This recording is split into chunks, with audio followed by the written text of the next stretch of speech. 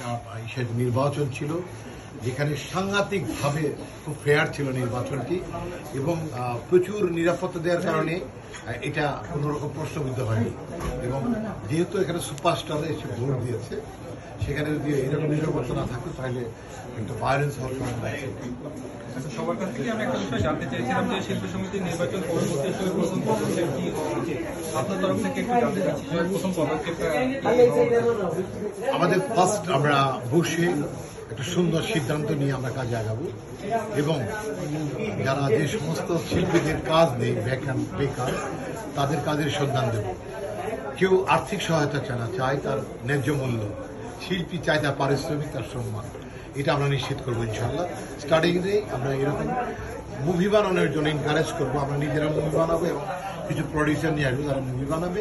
সেই মুভিতে অ্যাক্টিং করে আমাদের শিল্পীরা তাদের লাইফটা সার্ভাইভ